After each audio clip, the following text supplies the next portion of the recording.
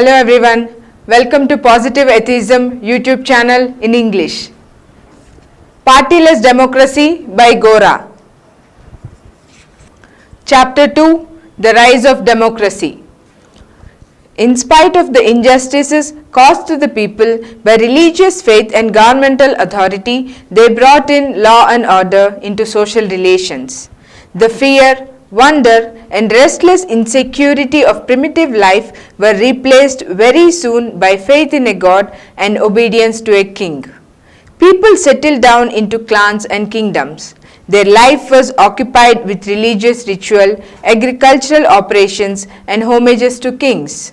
Such conditions of quietude gave scope for the development of art, literature, ethics and philosophy. Man began to see and think with open eyes and with an open mind. He found out the falseness of religious faith. He realized that all governmental authority ultimately depended upon the people.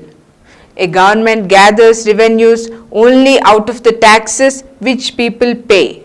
It derives authority only from the cooperation which people give. If a considerable section of people non-cooperates and does not pay taxes, any government collapses inevitably. That being the case, there is no reason for man to subject himself to the dominations of religious taboo or of governmental authority. Any man is as equal and honorable as a priest or a king. The rise of the sense of freedom and equality in the common man marked the beginnings of democratic spirit. Atheism and Anarchy. A democrat resents domination by priests or by kings. He rebels against them. So, priests characterize democratic spirit as anti-God or atheism, and kings call it anti-government or anarchy. Atheism and anarchy appear negative insofar as they oppose religious faith and governmental authority that oppress human freedom. But in positive terms, atheism and anarchy connote the rise of the democratic spirit. And the democratic spirit symbolizes the sense of freedom in the individual. Priests and kings found their ancient pride and privileges being questioned by the rise of democracy. So, they mustered the powers and resources at their command to censure and even to persecute every aspect of democracy. They had a hold on the simple faith of the common people. So, they railed against atheism and anarchy.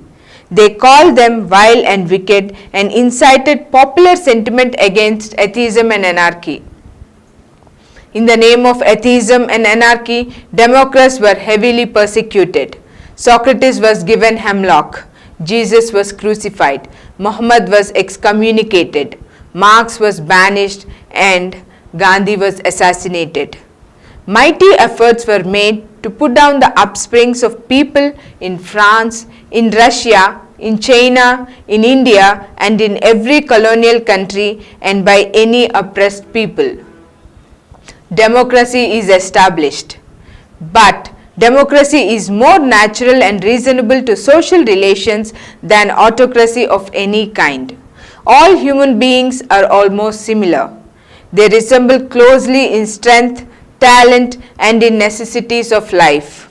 There is not that disparity between man and man as there is between a lion and a lamb. The little natural differences among people's inabilities can be adjusted through accommodation or through education.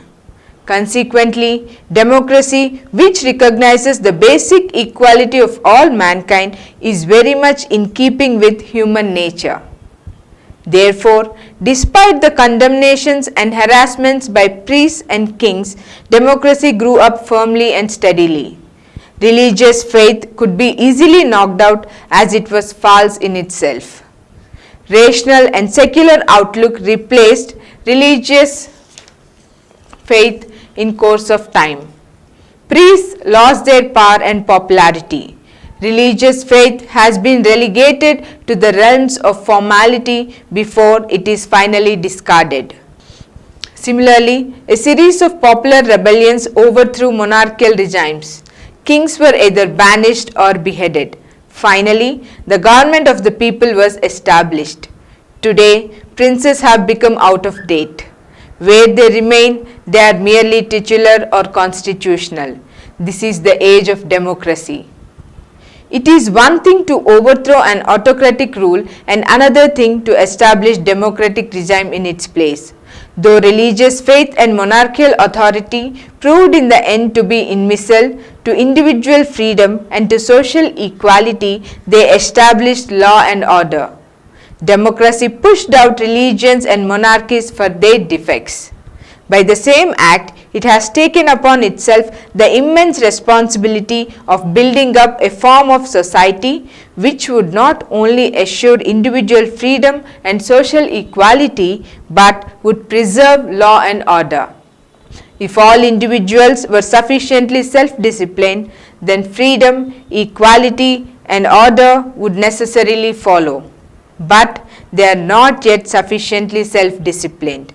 Their sense of freedom and of social justice is sufficient to reject autocracy, but not enough to build up a social order which can be safely free from the need of external restraint upon anti-social tendencies.